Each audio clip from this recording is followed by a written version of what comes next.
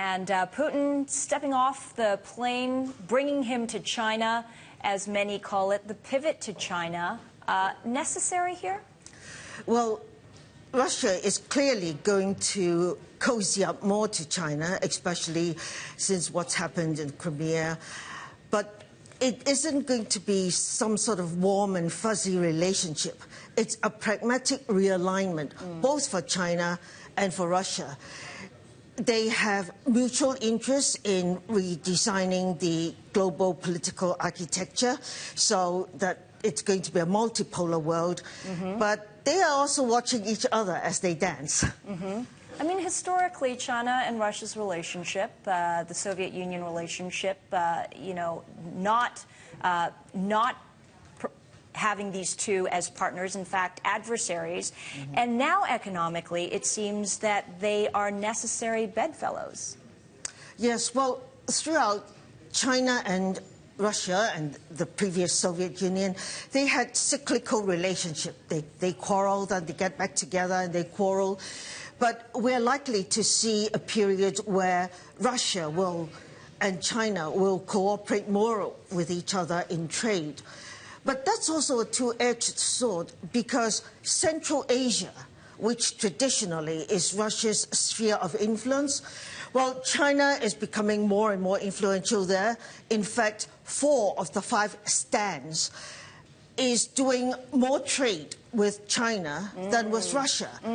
No big problem at present, but it's something that I'm sure Moscow is keeping an eye on in terms of this relationship. Interesting. That is very interesting because it could precede, you know, future relationship with the stands and China and Russia, especially if Russia and China cozy up. But let's talk about China here because while Russia is trying to be its friend, everybody else in Asia is taking a look, including Vietnam, the latest violence there, seeing that China is intruding on their territory and trying to claim something that is not theirs, and Vietnam rising up in anger and violent outbursts, including deaths against Chinese workers.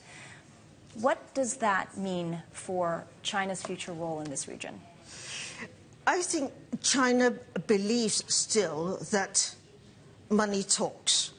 There's trade relationship, there is investment, and that governments are going to be pragmatic.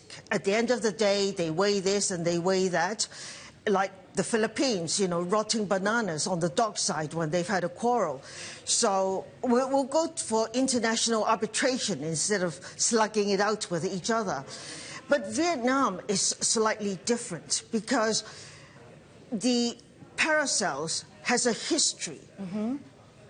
South Vietnam was the government that lost the Paracels. The Americans were withdrawing, the Chinese came, and South Vietnam, there was a quick naval battle, they lost it.